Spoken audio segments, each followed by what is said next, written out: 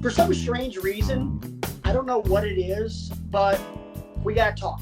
I think we're in a very toxic relationship because it's very abusive here on Wrestling with Egos. We keep dishing out this punishment by making you watch this crap, and you're still watching it. So I don't know whether to say thank you or get some help. Actually, I know what to say. No, we say thank you. Thank you. We want you to watch. Yeah, we do. Despite all of this, we want you to watch. Exactly. This is what happens, ladies and gentlemen, when it's 11 o'clock at night on Friday. By the way, we normally record this at about 9, so we're 2 hours late. I was so late in finishing up stuff with the family, RJ fell asleep at his desk waiting on us, or me. And I'm also running on not 1, not 2, but 2.5 hours of sleep. Welcome to Wrestling with Egos. Happy Canada Day. Happy Canada Day. Welcome to Wrestling with Egos. I'm Patrick. That's Brian. A whole lot of stuff to talk about tonight. As you guys have already seen the socials and the contact info, make sure you guys are hammering down on the like, the subscribe, the share. Click the bell for the notifications. For the love of God, leave a comment at the bottom of this because it's a lot easier for us to respond to these than it is to email because, got to be honest, RJ forgets to check the email. And so does Brian. So do I. Even though all three of us have the password, we all forget to check it. So leave a comment. However, we do appreciate you reaching out and contacting the show. We appreciate your feedback. It makes us better, and it lets us know that people are watching. So thank you for that. What does it make us a better? It makes us a better lean, mean, wrestle talking machine, even more so than we already are. Yeah. Cheers, buddy. Cheers to that, good sir. Boom. All right. One of us is drinking. Actually, both of us are drinking very southern-based colas. I just want to point that out. You know, even though Brian may be a Yankee from Buffalo, New York, he's drinking a beverage that was founded in Atlanta, Georgia. I know where we need to start this week. You do. You know where we need to start. I know where we need to start. Hit it. Last week, I was very excited about something that was in the offing on NXT television. We were all salivating about this. Let me set the scene for you. We talked about how Karrion Kross had to vacate his NXT championship that he won at TakeOver 30 because of a separated shoulder. It still sucks for him. Yes. We wish him all the best in his recovery. Dilly. Commissioner William Regal comes out and says we're going to have ourselves a match to determine. Playa? Well, not better than a tag team match, playa. Holla holla. Involving 4 of the cornerstones of NXT.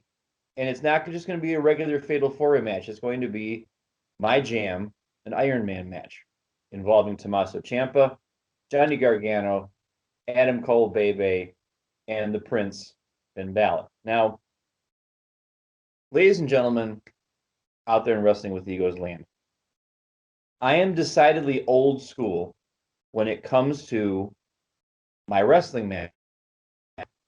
In my opinion, when you have a wrestling match, there needs to be a definitive conclusion to a wrestling match. And I feel that WWE is affected with the malaise of let's get people to tune in next week and the week after that and the week after that. And if you're not careful, WWE, they're going to stop tuning in.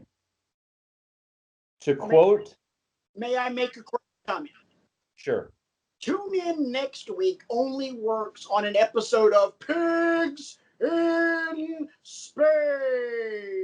Or Grey's Anatomy, apparently, because that show's on after 17 seasons still. But Pigs in Space, tune in next week when Miss Piggy says it only worked on The Muppet Show. Right. You kids that are too young. I spent 11 years learning which button to push, and then you went and push one of those other buttons. I feel a lot better now. But my point is, you have an Iron Man match because you want a definitive result. Okay? Yeah. All the Iron Man matches I've seen have had definitive winners and losers. Brett and Shawn at WrestleMania 12, a definitive winner and loser. Yeah, they needed sudden death to do it. Stop right there. You know why? Because, yes, every other Iron Man match in history had a definitive winner and loser. But the one we had on Tuesday night draws a direct parallel to Brett and Shawn, the very first Iron Man match. Why? Because at the end of 60 minutes, there was a freaking tie. And you know what Brett and Shawn didn't do? Tune in next week when Miss Piggy says, Yeah. oh, they went to sudden death. I'm sorry. As much as I am a fan of Johnny Wrestling, you take Ciampa, you take Johnny Wrestling, you throw them the F out the damn building.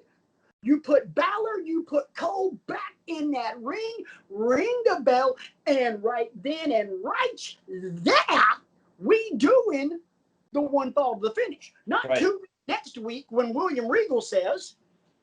Because what happened here, our brother in arms, RJ, actually made it a point to watch NXT television. Something that if our faithful viewers of the show know, he doesn't do a whole lot. And that's his choice, and we respect his choice and we get it. We understand that he loves him some AEW, but NXT, Call it what it truly was, a cold day in hell.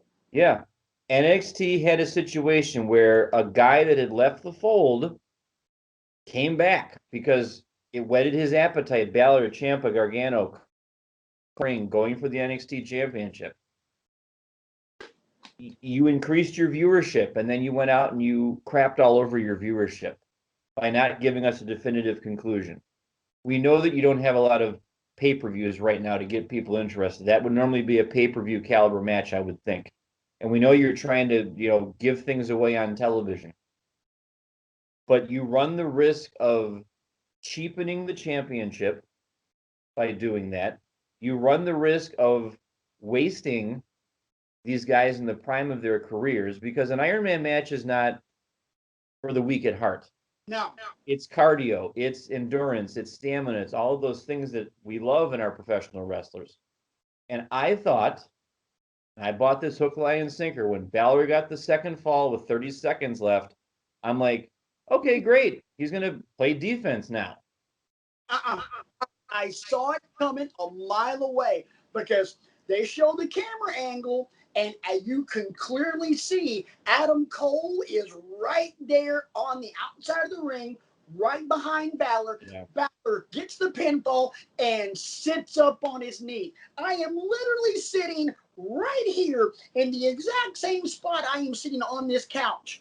Right there is where my beloved Mrs. Rant Mode On sits. And I looked at her and went, Adam Cole's gonna slide in, hit the last shot, and get a pin right before the buzzer. Bam! 1, 2, 3. I could not have called that any more perfect. Guys, go back to Golfing with Egos. That damn drive that I had where I famously yelled out, "Sweet Mother of God." I called that pick. I hit that pick harder than I hit that drive.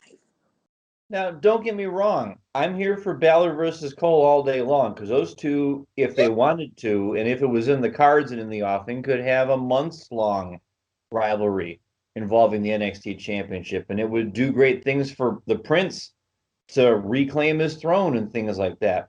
Shut up and take my money. Yeah, but Iron Man matches are designed to be the culmination of a rivalry. They're designed to put the stamp on the fact that this guy won, this is the guy. And before you stopped me earlier, I was going to rattle off some of the Iron Man matches we've seen. Rock Triple H at Judgment Day in 2000, my favorite match of all time. It had a definitive winner and loser. And it's not the guy you think it was. The Rock lost that match. That one did have a little controversy. controversy though, because the American Badass debuted and got involved, and Shawn jacked up that disqualification call. But at the end of the day, it was Triple H 6 and The Rock 5. We have a definitive winner and a definitive loser. Another one of my favorite matches of all time, Bayley and Sasha at oh God, Our Evolution. No. Respect. Takeover Respect. I want to say Bayley won it 3-2, I think was the final score there. But again, a definitive winner and a loser. I knew it would be close. I should have seen it coming from a mile away that with 4 guys involved, you'd have some kind of a log jam at the top. I personally disagree with the decision. I personally think, and I'm not saying this because I'm a Finn Balor mark, the man made a decision to come back to NXT because he felt like he would be utilized more properly there. This win could have put the stamp on it. He comes out the following week with the title and says, look at who I took out. Oh, yeah. And then you could go off on a program with any one of the 3 to further put your stamp on things. Go off with Ciampa, let him have his shot, beat him soundly. Do the same thing with Gargano, and by then, Adam Cole will be licking his chops to try and get a chance. Right. Finn Balor goes out and decisively stomps all 3 of those guys. The Prince stands alone. Right. Here's my thing. So, obviously, if you haven't figured it out, I hate the finish of this match. I hate.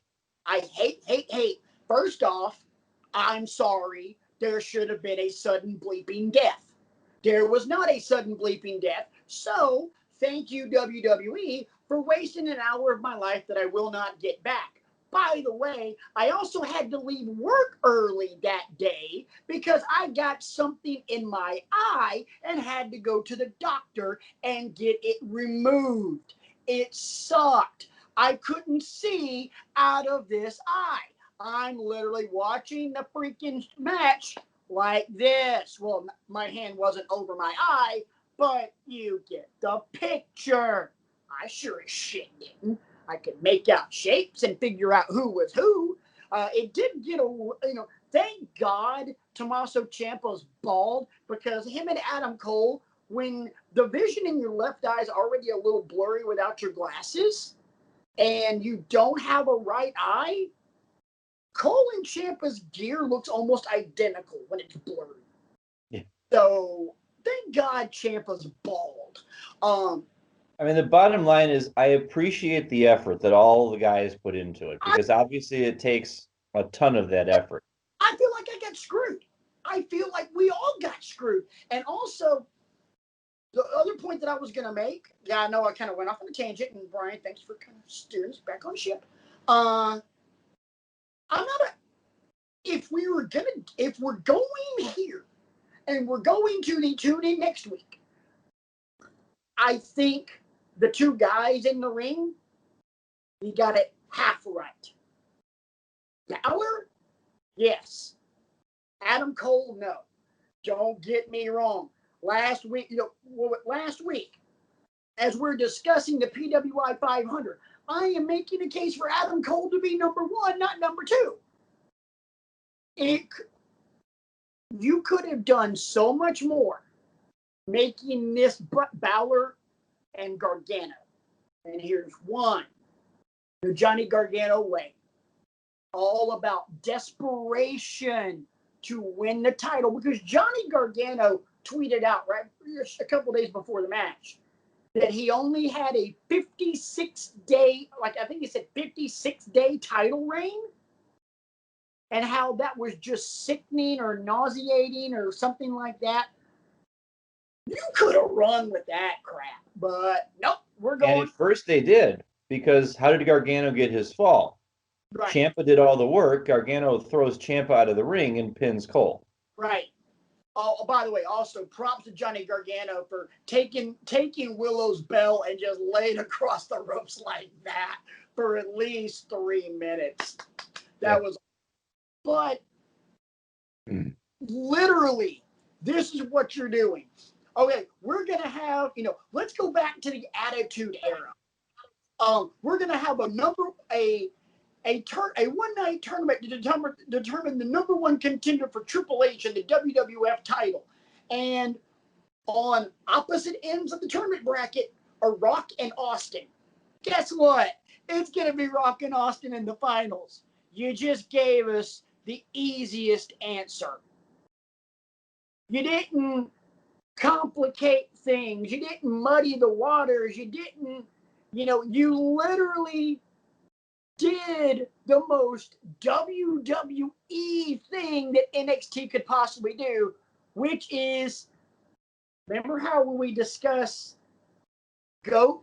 our GOAT discussions, we talk about your best ability is your availability? Well, in this particular case, your worst ability is your predictability. And that's exactly what it was. Because we knew we were going to get Cole and Balor. I knew it about the 10-minute mark. And then when Balor got that ball, here it comes, boys and girls. Not only did you make the match predictable, you made the outcome predictable, and I guarantee you've already made the finish of this match predictable, and it's going to be Balor. Don't get me wrong. I'm cool with it being Balor, and if I'm right, yay me. I've been wrong before, no problem. It wouldn't surprise me if I'm wrong on this one. But there's no suspense here. It's literally booking Keith Lee to face Randy Orton at Payback. Freaking duh, Keith Lee was going to beat Randy Orton. The way they brought Keith Lee in, and as much buzz as Keith Lee has had, you're going to put him right off the bat in a program with Randall Keith Orton. Yeah, Orton's doing the job. Duh. If we were great, if this was a homework match, one more thing. This match kind of sucked. It was uneven. It was boring. There was no, and to hell with the crowd being there, not being there. That doesn't matter. The commercial breaks do, though. Oh yeah, commercial breaks do. Could have gone picture in picture in that one the entire time. Could have had a lower third.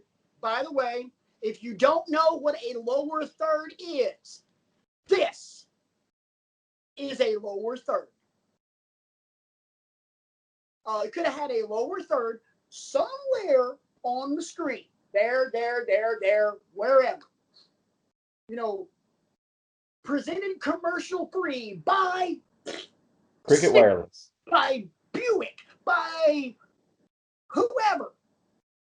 Up, down, or left, right, whichever one you want to go. By the way, happy birthday, Xavier Woods. Yeah, man.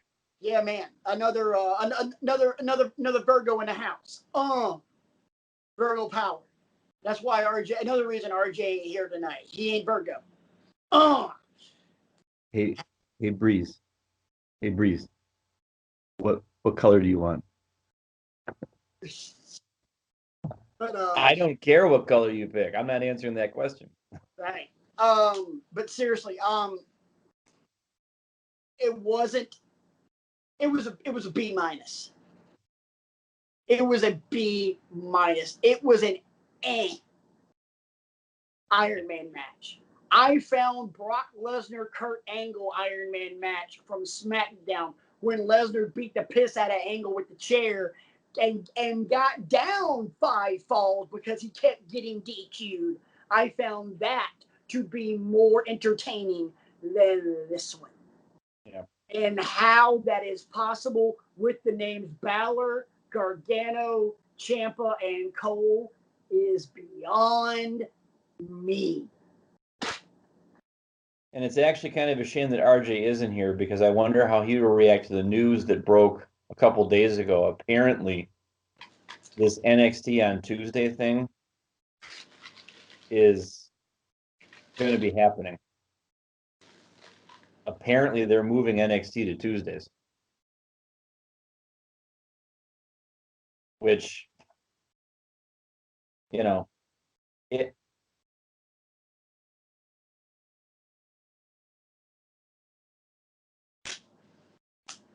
Yeah. You know what that is? The sound of one hand clapping. Tapping out. Yeah, that's what it amounts to pretty much. That amounts to WWE tapping out. We're going to move. That way they'll stop comparing our ratings numbers to Dynamite. Actually, that's a good place to move on to the next thing that we want to talk about. One last comment, and this one's not going to get edited out because it's not going to be that horrible as opposed to last week's edit. When did WWE become such pussies? I'm sorry. That's a horrible thing to say. I'm not cutting this one out because it's the truth. When did they become a bunch of spineless bitches? While I eat my jelly beans, called comfort food, boys and girls. Also, because there's a lot of sugar in these things, and if I don't do this, I'm going to fall asleep. Don't judge me. Well, while you're chewing on your jelly beans, I will take this opportunity to remind all of our Wrestling with Egos fam out there that there is an event this weekend put on by your friends and mine at AEW called All Out. And I think there's going to be fans in attendance, as I recall, because Dynamite this week had some fans, like 15% capacity or something like that. But everything 15% capacity, and I know for a fact that they are going to have fans at All Out because 3 of them are Izzy and her parents. Nice. Shout out to Izzy. I saw that on Twitter the other day, earlier today, and I was like, awesome, cool. So Izzy isn't just a WWE show. Cool. If they move to Tuesdays, I may just take a break for a while and just join RJ and join the dark side. Like, holy crap. Anyway, dude, All Out is a stacked ass card. And another thing concerning RJ, since RJ's not here, RJ is going to be filming after All Out. He is going to be filming reactions. So when we are done with this segment of the show, when we are giving the preview, we're going to flip over to RJ.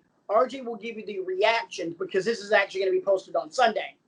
And then you guys will hear RJ's reactions. Then you'll come back to us and we'll get into the next part of the show. Sounds like a plan to me. This is, and Brian and I will make predictions, and then RJ will be back, and we'll compare notes, and you guys can see how right or wrong we are. This card's nasty. So many good matches on here. Highlighted by the main event, MJF and Jon Moxley. Damn it, man. The build to this has been just stellar. And I'll give you 2 reasons for that. In my humble Gum Guy and what's the girl? Not sure. Those weren't going to be the 2 reasons anyway, so it's fine. Dude, Gum Guy has been an all-star. Shut your mouth. I think we always knew that MJF had the gift of gab, and he's blessed on the microphone. But over the past month, he was vicious when we had the feud with Cody. We all knew this. Oh, yes. But he's turned the viciousness up a notch. And it's laced with a little bit of desperation because you know how badly he wants to be AEW World Champion now. Yes. And I think also this build has reminded me, because my cohorts on this show probably already knew this, but it's reminded me what a great promo Jon Moxley can cut. Oh, yeah. Because it's not the same recycled garbage every single time. No. He's intense all the time, but he has a different message every single time. And that's really the art of a good promo guy. It's not the same 12 catchphrases every week. Point that I was about to make. Jon Moxley doesn't even have a catchphrase. He really doesn't. He's not like everybody else you can think of that's known for being a good promo guy, a lot of them have a catchphrase. I can think of a very small handful of guys that do not. Actually, right now, only two come to mind: Shawn and MJF. That's right. Shawn on his own never really had a catchphrase. Now No, that I think about it, but indeed, it's Corey, but no, not by himself. made this match a must watch from the standpoint of I have these questions in my head. Is it MJF's time? You know, how much, how hard is Moxley going to fight to make sure that doesn't happen? And then how do you spin it forward? Because that's the question in professional wrestling. The moment is great, but now what are you going to do with that moment? Do Moxley and MJF keep going for the rest of the early fall into like October, November, that kind of thing? Or does somebody else immediately step into the picture because MJF's the champion now? Or is this MJF's only shot if he loses? Those are all the questions that are in my head.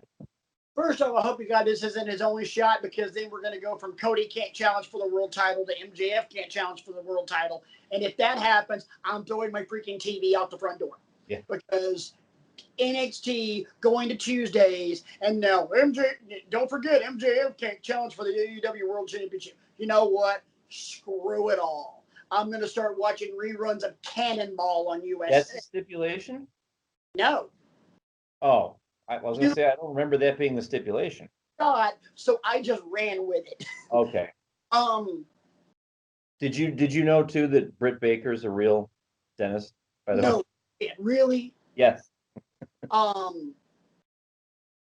First, I am so looking forward to this match. I have a feeling this match is going to be one of two matches on this card that is going to over the top deliver. And it's going to be just badass. You asked a question. Is it MJF's time? I honestly think that answer is a resounding yep. AEW clearly has no problem letting a heel champion be chased by a good baby face. And I don't see any heel in wrestling across the board hotter right now than Maxwell Jacob Friedman. As a heel, he is better than you, and you know it. I'm looking, and I'm still looking, and there isn't anybody. Far and wide, and it ain't gonna happen. So yeah, I would totally put the belt on him. I would totally even continue this MJF 2020 campaign. I would continue that. I would ride that shit all the way through the election. Yeah. Literally election. Maybe even longer than that. But with him as the world champion. Here's something else I think is going to happen. And this match just came to me. Also on this card, you've got Kenny Omega and Adam Hangman Page against the Young Bucks. Right. By the way, that was the other. Or no, I'm sorry. No. Kenny Omega and Hangman Page against FTR. That was the other match I was alluding to that is going to considerably over the top deliver. Here's what I think is going to happen in that one. Here's my prediction. Sure to go wrong. FTR is going to win the championships from them. And then we're going to have an Omega versus Page feud in the fall. Because somehow it'll be, whether it's Omega that costs them the match or Page that costs them the match. I mean, the easy story to write is that Page costs them the match somehow. He has to have a sip of the suds or something like that, or whatever the storyline is that you've been doing. And then the Young Bucks come out and say, "See, Kenny, I told you. That's why we kicked him out of the Elite, and you still want to take up for him and everything like that." And you can do the crisis of conscience angle, or you can just have the two of them go because they got in a fight and they didn't, But I think it's time to put the belts on FTR. That gets us one step closer to FTR versus the Bucks, which we all are salivating for. But that's what I think is going to happen with that match. I agree with you halfway. Okay. I agree that FTR is going to win. How? We disagree on mightily. If you watched Being the Elite this week on here on YouTube, you saw at the very end of it Kenny Omega looking into the rearview mirror of his car, and then they cut away. And when they come back, Kenny Omega is wearing a very familiar pair of aviator sunglasses, kind of hinting at the fact that the cleaner, or some variation of that character, as RJ alluded to last week, might be returning. Here's what I think is going to happen. I think the Young Bucks are going to inadvertently cost them the titles because they are going to want to have a word with one Mr. Adam Page or one Kenneth Omega. And because of obviously what happened this past Thursday, kicking Hangman out of the Elite, I think that's going to come into play. And when they are screwed out of the titles, you're going to get not one, but two heel turns. You're going to get Page and Omega both pissed off at the Bucks. Hmm.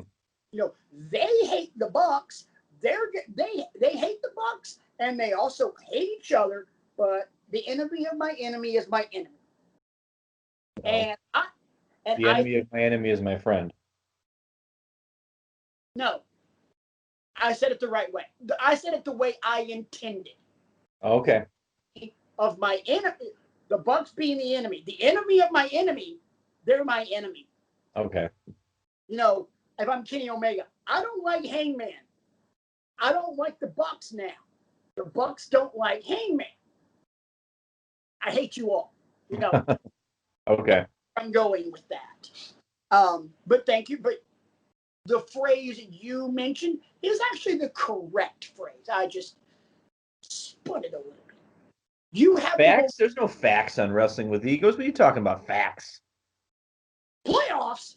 Yeah. Don't talk about playoffs. You kidding me? Playoffs? Hey, you have the vocabulary. I have the way with words. Put us together. Good Lord. There's a Pulitzer Prize in there somewhere.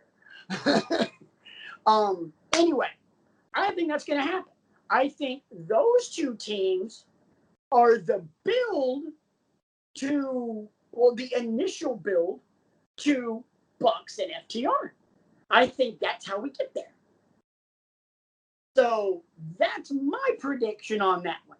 We'll find out what really happened here in a couple minutes from RJ. Go. There is another match that isn't getting a lot of run, but I think is going to wind up being very important. I alluded to her earlier. Britt Baker has a match this weekend with Big Swole. All three of us have talked at length on this show at various points and another how the one area, for whatever reason you want to pin it on, that AEW is kind of lagging behind is the development of the women's division. Yes. Whether it's sickness, whether it's injury, whether it's just, not a big talent pool to draw from, whatever. Their women's division sucks as much as WWE's tag team division. Right. I think this is an opportunity for Big Swole to prove that she can be a major player. And it can strengthen that division a little bit more because you probably have, I could maybe say, there's three women they trust in the ring unequivocally. Sheeta, Baker, and who? Brandy, and that's yeah, I know, and that's a very small it's a very small talent pool to draw from. So Swole's got to show that she's more than just an attitude when she walks out to the ring. Now, what I am interested to see, another thing that happened on AEW this week, there was a women's match on AEW. All right, full disclosure, I have not watched Dynamite for this week, but I did watch this match. Okay. Is she the NWA Women's Champion? Mm-hmm. Thunder Rosa. And who you can find on YouTube on NWA Power. Yeah, you got to get all those R's in there. And a blast from the past, Serena who I Deeb. did not know was still wrestling, Serena Deeb, who we all know and love. Serena had a hell of a run. Well, first off, she was in the last Mae Young Classic. After that, she had a run as a trainer at the Performance Center. I did not know that. See, I that shows you how out of the loop I am sometimes. That was pretty much what got her in the door at the Performance Center. It was like, hey, you interested in doing the Mae Young? Well, yeah, but I'm also interested in training as opposed to wrestling. Right. Yeah, Sarah, you guys know each other, right? Sarah Amato, Sarah Yeah. Del. You guys know each other, right? Oh yeah. Well, work together. Yeah. So really thrilled to see her, and those two had a very nice little match. I think. Stiff, purposeful, and JR and Excalibur couldn't stop talking about what a great match they thought it was, and it's nice to hear the announcers like putting the ladies over that way. I had never up until last night, because I watched it last night. Another reason I'm working on 2.5 hours of sleep, because I decided to watch that last night. Whatever. I never watched a single Thunder Rosa match until last night. Damn, is she good? Very good. And I will tell you right now, she is better than any woman I almost called it TNA. Good Lord. In AEW. She's better than I don't know if she's better than every woman in TNA. But Impact, whatever you want to call it. But she is definitely better than every woman in AEW, including Sheeta. No, don't get me wrong. Sheeta also works very stiff. Yeah. This is going to be a fun match because it's two women that, one, know how to wrestle in a very technical style, and two, wrestle really, really snug. So you basically going to have two chicks beating the living crap out of each other. But I think it's a chance, like we said, for AEW to grow the women's division, and I think, hey, they said that Serena was a one night only thing for her. I think they should sign her full time. I mean, we know she has the acumen. Whether she has the interest or not, I don't know. But I think it's mostly training, and I think she's doing she's teaching something now, like yoga, or she's gone something else. Here's my problem with the AEW women's division. And as we've said it before, talked about it on Golfing with Egos and some other shows. This is not deep. It's not even really good.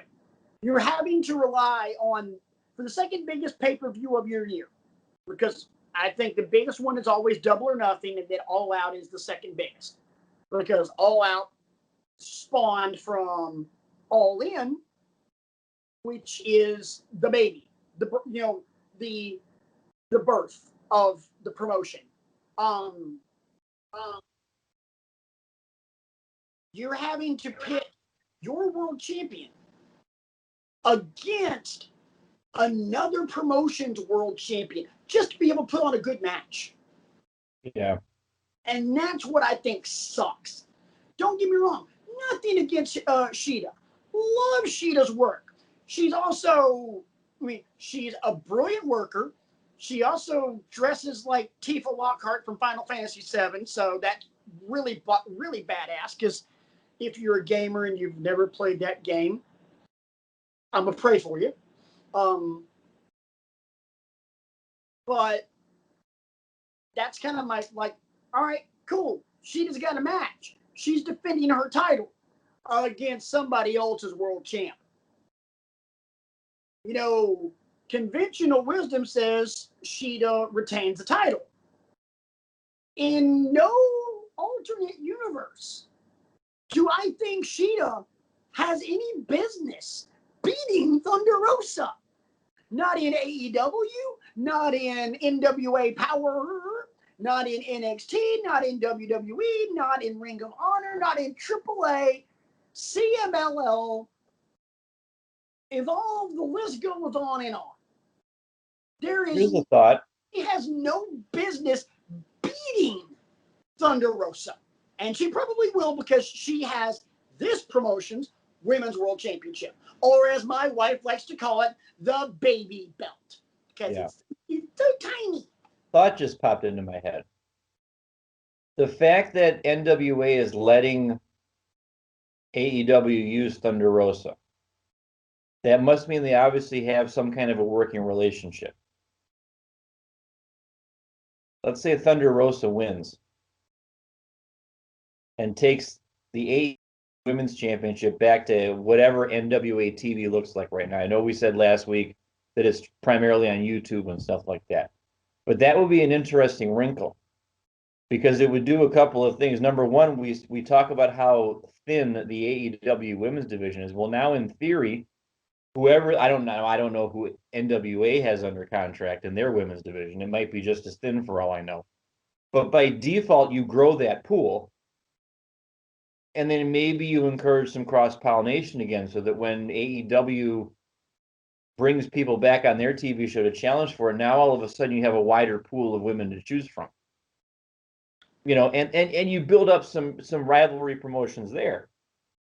You know, it's kind of like it's like the invasion angle where a WCW wrestler won a WWE title. Right.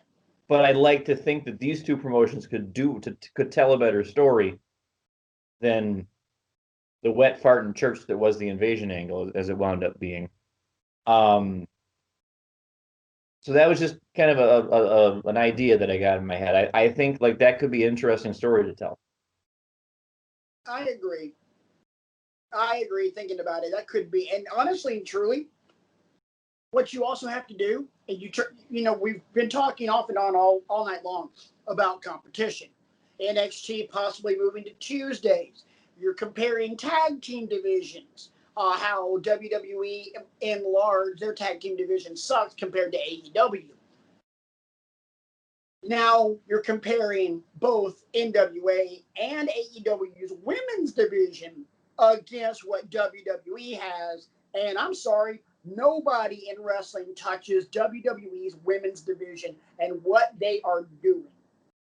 There's too much talent, too much badassery in that in the women's division, even with Charlotte injured and Becky pregnant. If you had to pick one more match, I'm sorry, I'll let you finish your thought. That's my bad.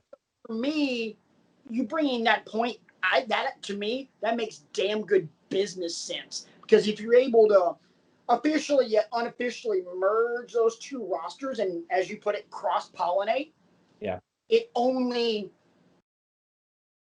strengthens what you're able to show as an in-ring product, and at the same time, kind of like, hey, we're getting close to college football season. Iron sharpens iron. It's like the SEC West. Bama, LSU, Auburn. They're all gonna play each other every damn year. Somebody's gonna have to get good, or are they gonna get got? I just felt like I had to run with it because ideas like that don't usually come into my head. But good. And I just had another thing I was going to say and it escaped my mind. You were asking about one more match.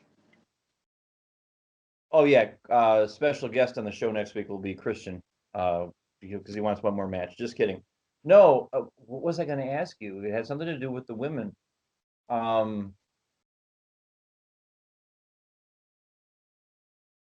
Forget it. It'll come to me.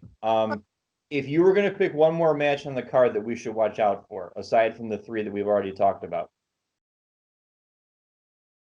Can I be honest? I don't even know. This might be the sleep deprivation talking. I can't remember anything else that's on the card. There is an 8-man tag between Brody Lee and Dark Order against the Natural Nightmares.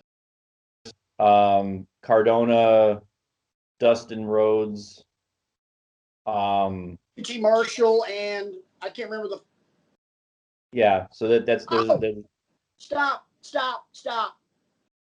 The one match that I just remembered, the one match that exactly. The one match that I'm really looking forward to, and I forgot all about it. Hey, the light bulb finally went off. It's the Mimosa Mayhem match. Chris Jericho and Orange Cassidy. Look, is there going to be a kiddie pool filled with mimosas by the? Is that what's going to happen? Kiddie pool. It better be like the damn tank that Snowflake was in Ace Ventura: Pet Detective. It better be a pool, baby. Right. Dude, this is going to be as absurd as the Stadium Stampede match, and I'm fine with it. I hope they go all over the damn place. I hope they use football stadium. I hope they do all kinds of stupid, goofy ass shit with this because they can and they can totally get away with it. And you've got two performers in the ring that will do whatever needs to be done. I agree. So Jericho's not a legend. Jericho is a god in wrestling, in the pantheon of professional wrestling. He belongs on Mount Olympus. Um, of this generation, he is the greatest of all time. Or at least the greatest of this generation. And he has no problem making himself look like the ass anytime it's necessary if it's good for business. Orange Cassidy, his gimmick and character speak for itself. This match is going to be unpredictable. I have no idea what the hell they're going to do. I have no idea how the hell they're going to pull it off. But I simply have to say, shut up and take my money.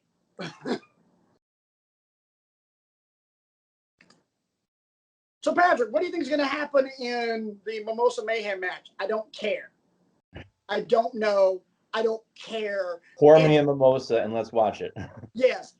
Hey, RJ, Lady A, why don't you, he talked about how he and his wife were going to have mimosas with a little bit of the bubbly while watching this match. I'm coming over. Pour some out for us. We'll keep them chilled. One for me and one for my homies. That's the match I'm looking forward to. I don't really care about the Dark Order and the Natural Nightmares, Matt Cardona, and who else is in the match. Doesn't even really bother me about the Bucks and Jurassic Express versus whoever they're facing, and the winning team faces each other. I don't know why they're doing that. That's stupid. No. Give me those 4 matches and let it roll. Obviously, it'll be a longer card than that, but let it roll. Yeah. So that being said, we're literally going to turn the page and go to some post-recorded comments. Let's see how good Brian and I did. Here's RJ with the All Out post-game show. Well, what had happened was, RJ didn't record squat. He's got 3 of 4 kids starting online school this week. The man's been busy as a mofo. I just figured out what we're going to call this show because What? you like to be all theatrical with your segues and your things. So we're going to call this episode Theatricality. Because you got your little parlor tricks and stuff that you like to do, which is great because they do lend a lot to the show. Parlor tricks. Parlor tricks. Dear brother, these are not parlor tricks. I'm not. This isn't simple magic that I do when I'm editing this show. Dear brother, don't you understand? The power that lies in these hands has been given to me from God Almighty, and He made me a freaking Jedi when it comes to doing what only I can do. Power game. Blessed be the power game. Blessed be the power game. Oh, God, I'm sorry. Anytime Samoa Joe's on up, down, down, he does that, I'm like, dude, he could make a gimmick off that in wrestling, and I'd be like, you know what? I'm here for this. I have a question for you. I have an answer for you. Is it finally time? I don't know, man. I'm getting tired. I will dive through this computer screen and throw the coquina clutch on you. Oh, where you live, Patrick. I will hunt you down and kill you. I will knock on your door at 3 a.m. and beat the hell out of you. No, we're gonna do For it. the uninitiated, We've only 11 years ago, boys and girls, I gave a homework assignment. No, it wasn't 11 years ago, but it feels like it. I want to say it was back at the beginning of April or the end of March, right around the time WrestleMania was coming up, and right around the time the Last Ride documentary was coming out. Yes. The topic of Should or died. yeah, the topic of the match at WrestleMania 25 between Shawn Michaels and The Undertaker came up. Yep. And we came up with the idea to do a deep, critical dive on this match because we can all stipulate that this match is a rock solid A+. But we want to get into the why. And it's a shame that RJ is not here, but RJ also has some post comments that he would like to share about this match as well. And before we get into ours, here's RJ. Nope. again with the tricks and the mirages and the facades and all of this stuff. Can we just please talk about this match? You're not I've been getting sitting on this for months. around, are you? What? You getting a little queasy from all the moving around or anything, dude? No, I got my feet planted firmly on the ground. I'm good. I'm not a motion sickness kind of guy. It's all good. Keep your feet on the ground and keep reaching for the stars. Yes, exactly. Right. I'm Casey Kasem. Yes. And now it's time for a long distance request and dedication. This one goes out to Lucy in Shreveport, Louisiana. Yeah. I don't know why you went with Shreveport, Louisiana, but whatever. But dude, okay. Let's get into what I will argue on my deathbed as the GOAT of all WrestleMania matches. There is a reason this is an A+ across the board. Actually, there's not a reason. There's about a million reasons. There's a multitude of Jesus Lord, yes. Okay, so let's real talk this match. Not even gonna try and break this down and sound somewhat profound and philosophical on this. Let's really just real talk this match. All right, first off, the build to this match. Simple, effective, damn beautiful. And it's as simple as Undertaker, Shawn. No frills, no window dressings. It's just Shawn Michaels wants a crack at the streak. I think I can break the streak. Why? Because I'm Shawn bleeping Michaels. That is it. My light will always be able to outshine your darkness. Direct quote. Then you get to the entrances. Shawn comes from up on high in his white coat and the big white cowboy hat, just, with the bright lights and the smoke. It looks like he's descending from heaven itself as a wrestling angel. And, for being a man of God, makes perfect sense, because at this time, Shawn had already made well known his faith. Made perfect sense. He goes to the ring, lights go out, bells hit. Here comes the Undertaker up from the floor. Symbolism? Maybe. Check. Maybe. No, big ass check. So there's that. Then you get into the match, and it is cat and mouse. It is big, massive ass Undertaker, not so big Shawn Michaels. Fast guy, power guy. Speed kills, but if the power guy gets his hands on you, it's gonna get ugly. And that's where we start. Brian? I rewatched this match again a couple nights ago to have it fresh in my head, because I didn't want to just rest on my laurels, because I bet you I've watched this match easily over 100 times in my life. Yeah. It's one that I always come back to. For the record, I had forgotten all about this, about doing this, but literally the last time I watched this match was about a month ago. And that was just simply unprompted. I'm like, you know what? I just feel like watching this again. And I echo everything you said about the build. The line that gets to me all the time is Undertaker, sometimes it's hell trying to get to heaven. Oh, I forgot about that. Good. And then you had the night on SmackDown where Shawn comes out, and the ring's all filled with the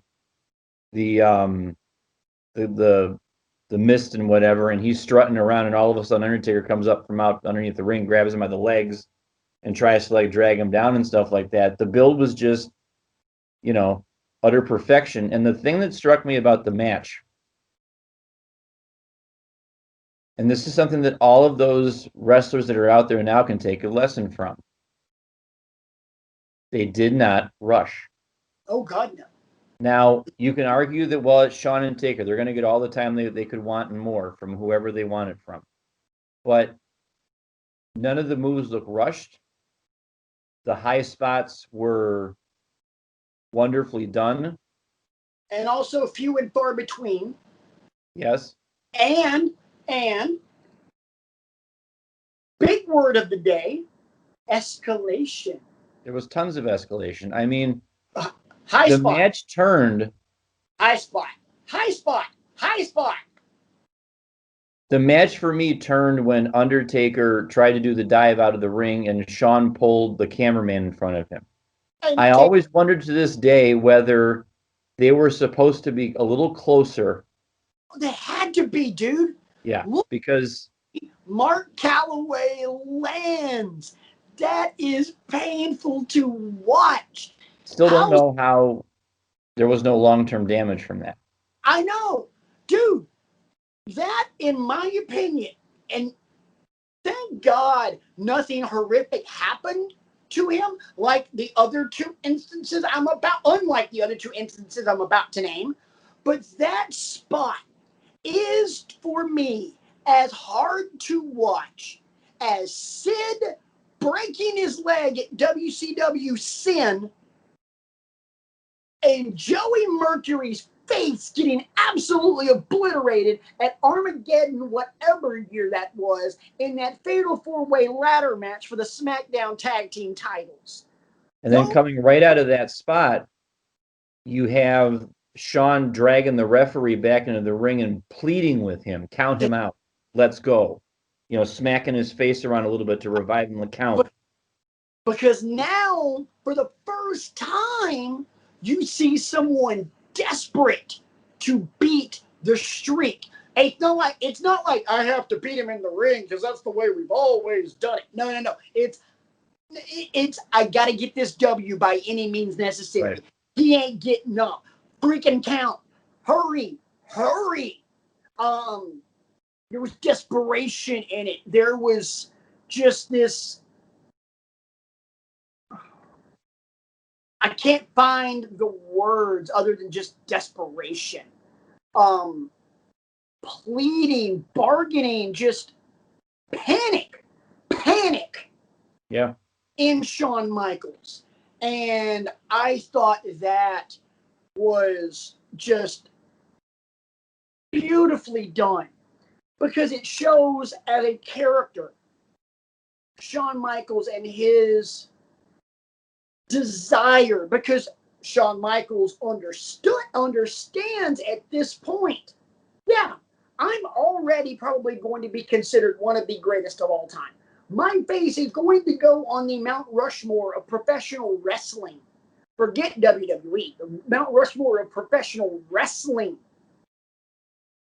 But what better way to completely cast my legacy in gold and diamonds than to now be the guy to, quote Paul Heyman, put the one in 20 whatever at 18? It was 16-0 by that point. It's at 16, it's 15 or 16 in one. And you pull the lens back even further. I've said many times on this show how much a fan I am of the long game. You could make an argument there is no greater long game than the one that Shawn Michaels and Undertaker played, because you want to pull the lens back even further. The build to this match, now you have how Shawn comes out of that, and as the year comes to a close and he gets to slam you for match of the year with Undertaker, that's when he comes out, and as he's accepting the award, he comes back and he looks into the camera and he goes, I know I can beat you. And then that's what starts the march to WrestleMania 26.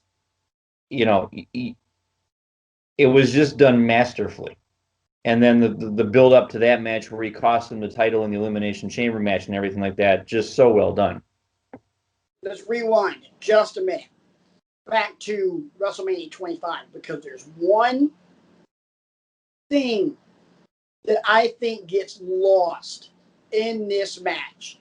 And if it gets lost, it is a damn travesty. Facial expressions from bell to bell in this match. They tell so much of a story without saying a word. Undertaker's always been a master of it, even when he was early stages Undertaker. That's point across without saying a damn word. Taker hit the tombstone. Eyes roll in the back of his head, tongues out. Done. 1, 2, they roll over, and that camera on this, in another big word for you, Brian, this incredulous look on the face of the Undertaker. He now becomes the guy that everybody else has been in the ring with the Undertaker. How the F do I beat this guy? What else do I have to do? And Shawn also sold his desperation, wanting the count out, grabbing at his chin like this and, gesturing with his hands and let's go and all that sort of thing. But, literally, there are very few times outside of somebody trying to beat the Undertaker where you get that kind of reaction that's just flabbergasted. Oh my God, what do I gotta do? Oh my God, it's the freaking Terminator. I mean, you get that with Shawn. Well, you get that with Taker at 25. You get that with the Fiend right now. I mean, when Fiend beat Braun for the title at SummerSlam, why won't you die? I mean, it's beautiful. And maybe it's this thought just popped into my head. Maybe it's too much to ask of any promotion that you can name to have this kind of story arc told that well up and down their card. That's an awfully big ask, and I can't think of very many times in history where that's happened. Dude, you are asking for a modern miracle. Yeah. To pull that off from opening match to main event every match. You know what, Brian? You and I are both massive lovers of America's great national pastime, baseball. What you are asking a promotion to do is go out to the mound and not only pitch a perfect game, 27 up, 27 down, but you are asking said pitcher to strike out all 27 batters. Yeah. But I was just saying that from the standpoint of, we're bemoaning WWE for the lazy booking they do and things like that, and we wish it's hard enough for them to come up with one storyline that's worthy of our time, and they may have stumbled upon one with the way they're booking Roman right now, giving him Paul Heyman as the mouthpiece and everything. We'll get back to that in just a minute. But we are not leaving this show without talking about that. But I think, and also a little mini spoiler, Patrick mentioned earlier in the show how he was going to talk about a potential format change, that's in the offing.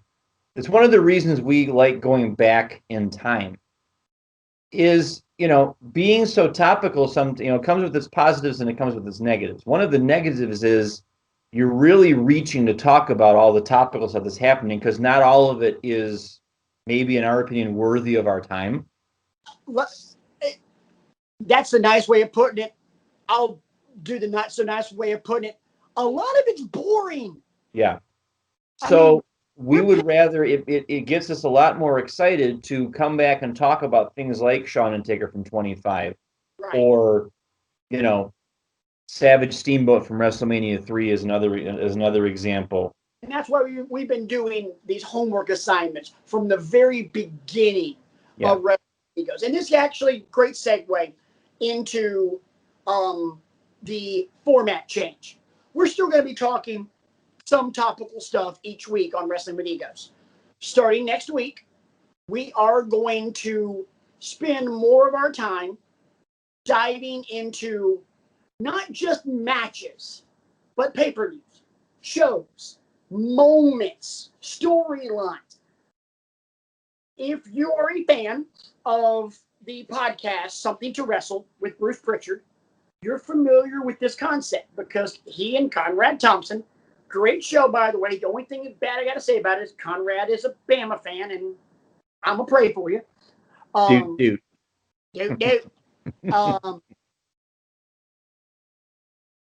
It's my favorite podcast. I suggest you listen to it. No skin off my back because, different format. And also, they make money. We don't. But they go back. I did make enough money to buy this cool Flash Gordon t-shirt. Hey, they go back and they look at things in wrestling that Bruce Pritchard was associated with. Pay-per-views in WWE, TNA, MLW, all, if he had a hand in it, they can talk about it. So earlier this week, I was watching, and we're going to do this. We're going to do similar things, but not necessarily just the stuff that Bruce Pritchard has done. We'll get into WCW stuff. We'll get into ECW stuff, and we'll get into stuff in WWE that Bruce Pritchard did not have a hand in, like next week. So I was watching. Oh, I had just recently finished listening to the Something to Wrestle episode where they discussed WrestleMania 7. Famously, that was the one where Sergeant Slaughter, the Iraqi sympathizer, had lost the WWF Championship to Hulk Hogan. It was supposed to be the LA Coliseum, but they moved it to the LA Sports Arena because of a lot of different reasons. The Gulf War, ticket sales, security, blah, blah, blah, blah, blah, blah, blah, blah, blah, blah, blah. Fast forward, we now have the next pay-per-view, SummerSlam 1991.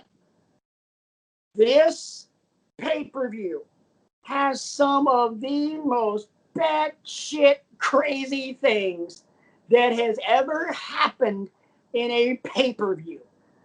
Are you about to make me do what I think you're about to make me do? What? No, I'm not going to make you watch the King of the Road match again. No, but I feel like if we're going to talk about it, it probably behooves me to cue it up at some point. And I remember enough of this pay-per-view to know that I'm fine. I'll watch SummerSlam 91 this week so I can talk about it. It's a decent pay-per-view. It's actually one of my favorite pay-per-views because there's some great matches in it. There's just some weird-ish that happens in it that's comical. For example, the jailhouse match with the Big Boss Man and the Mountie. The match made in heaven and the match made in hell. There's some stuff, and while we'll talk about some of the great matches in there, like, for example, Bret Hart and Mr. Perfect for the Intercontinental title, which, by the way, has been a homework assignment on the show. We'll talk about that. We'll also talk about LOD and Nasty Boys and a no DQ match for the WWF Tag Team titles, and $1 Million Man versus Virgil for the $1 Million belt. Yeah. Anyway, moving right along. We're going to start doing that. Next week's topic will be SummerSlam 91. You've been warned. One last thing I want to talk about, babe, before we get out of here. I cannot believe I'm going to talk about this gleefully. We're going to talk about Roman Reigns. And we're going to talk about it with a smile on my face. Who would have thunk it? Why? Because Roman Reigns turned heel. And he didn't just turn heel. He turned heel in the most beautiful way possible. Here's a little background on this. When I told the Lovebird what had gone down and I queued it up and stuff like that, and I gave her my theories about everything that was happening, she goes, why would they do that, though? The fans love him. And I said, this is precisely why. Because you look at everything that Joe Anoa'i has overcome as a man. Right. Mad props to him, prayers up that he continues on his recovery and that he's doing well and that his concerns related to the coronavirus are behind him and things like that. You were never going, and if the plan was to turn him heel, you were never going to do it on his own. Oh, no way. Because there was always going to be a segment of the population, whether it be live or projected on Thunderdome or whatever, that were going to cheer him and applaud him because of the personal struggle. But if you got a guy coming back... And also because of either A, your age, mainly like 15 and under. Yeah. Or B, your gender. Yes. Or your sexual preference. You could either be a straight woman or a gay guy and think, I'm going to cheer Roman because he's easy on the eyes. Right. And there's nothing wrong with that. But if your plans, if whoever had the idea, like I think it's time for a good heel run, and you have all of that working against you in that column A that I just mentioned, how do you put the stamp on the fact that you're not supposed to really like this character right now. Let's put him with a mouthpiece, and let's put him with one of the best mouthpieces there's ever been. May I? May I? Sure, you may. Ladies and gentlemen, my name is Paul Heyman. And RJ, held up the screenshot on his phone last week, and the reactions from us were, I bet, what WWE was hoping for. Like, we were looking into the sky, wondering, oh, what have we wrought? No, that was you. Yeah. Me, and I think I said this last week. I'm looking at this like Johnny Gargano was looking at the Fiend's entrance from last year's WrestleMania. Yeah. I'm just like, and I haven't seen it yet, but apparently tonight. Cue the music. I've got a golden ticket. Apparently tonight on SmackDown, they laid out, here's why, and I'm guessing that it was Paul Heyman that did most of the talking, if not all of it. And I'll bet, I haven't watched it. I'll bet you money. And I'll tell you right now, down here on the bottom, whether or not, in text, whether or not I was right or wrong, I bet you money they bring up the fact that fans were pissed because he checked out of Mania because of COVID and the fact that his wife was expecting with twins. I bet you money they do it that way, a lot like The Rock's heel turn post Hollywood. I guarantee you. I hope to God I'm right, not because of my own ego, but because it makes the most sense. It's funny you bring that up about The Rock, because there is a new episode of WWE Timeline on the network that investigates in a little bit deeper detail The Rock's heel turn when he first debuted as the Blue Chipper. Oh. And I always knew the storyline, where he debuts and JR's, that's a Blue Chipper right there. That's big time right there, in Survivor Series. And then he has that flukish win over Triple H for the Intercontinental Championship. And everybody's like, oh, it's too much too soon. And the Die Rocky Die and all that. Rocky was more sugary sweet than the contents of this jelly bean container. Pretty much.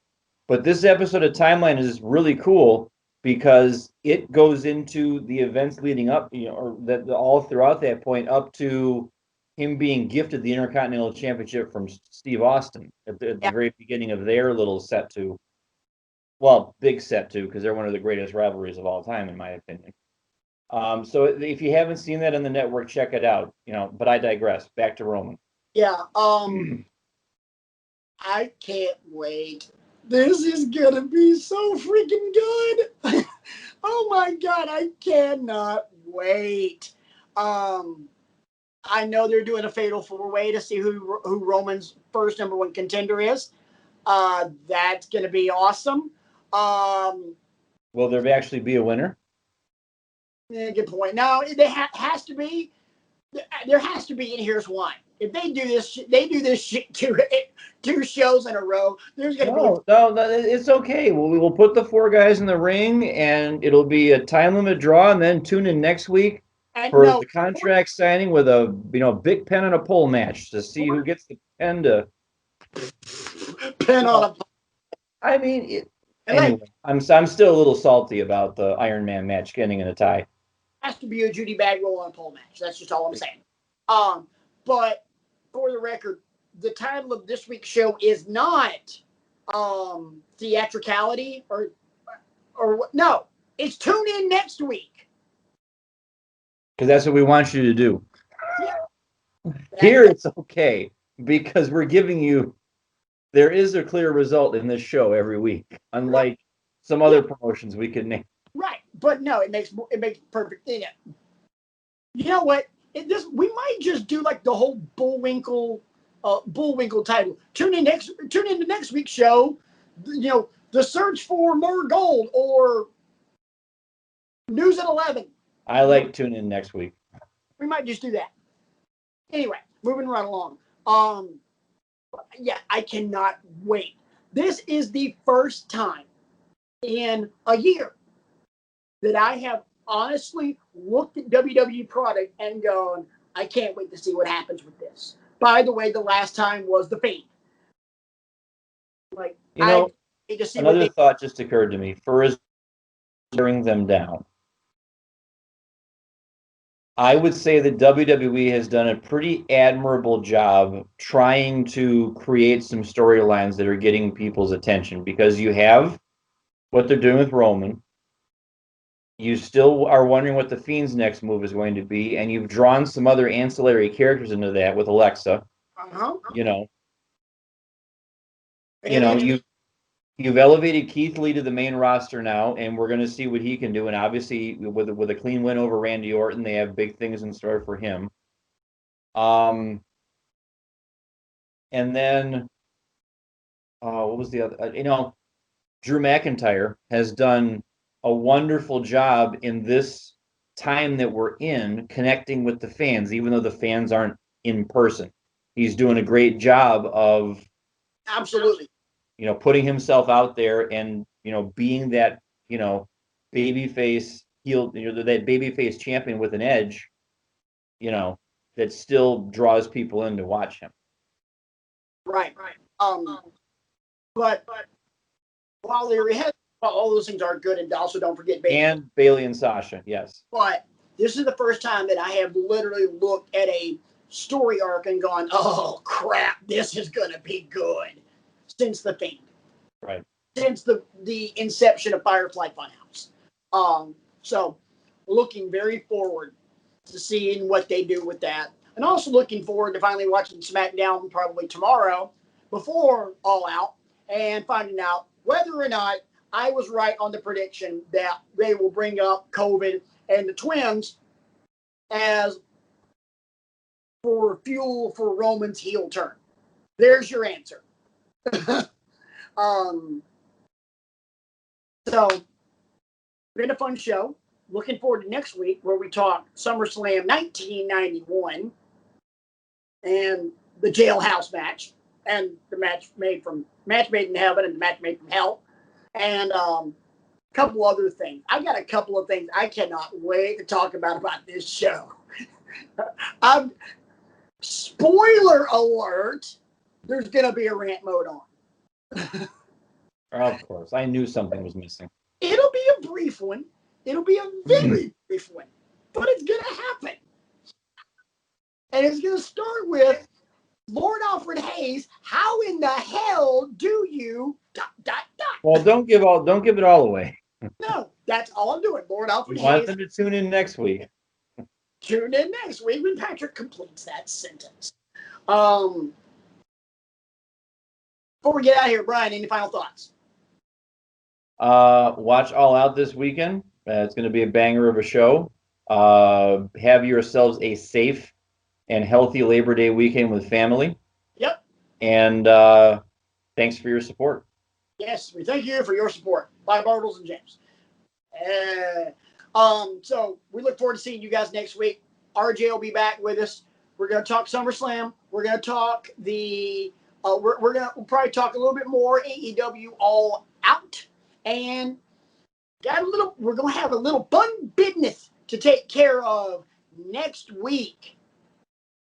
Because next week will be the last time you see Brian and myself the way we are now. Because by the time you see us, not the next show, but the next show afterwards, both of us will have had a birthday. So, as the great Charlie Murphy, as the great Rick James once said to Charlie Murphy, it's a celebration, bitches. That will be the title of next week's show. It's a celebration, bitches. That's our cue. Exactly. No, our cue should have been about 30 minutes. I'm just Probably. No. You guys know what happens when I'm sleep deprived. This show goes off the rails, and I'm the one driving. So, for my best friend Brian, for the disembodied voice of RJ, who you guys have seen here and there and everywhere on this show, my name's Patrick. This has been Wrestling with Egos, and until next week, tune in next week when RJ says...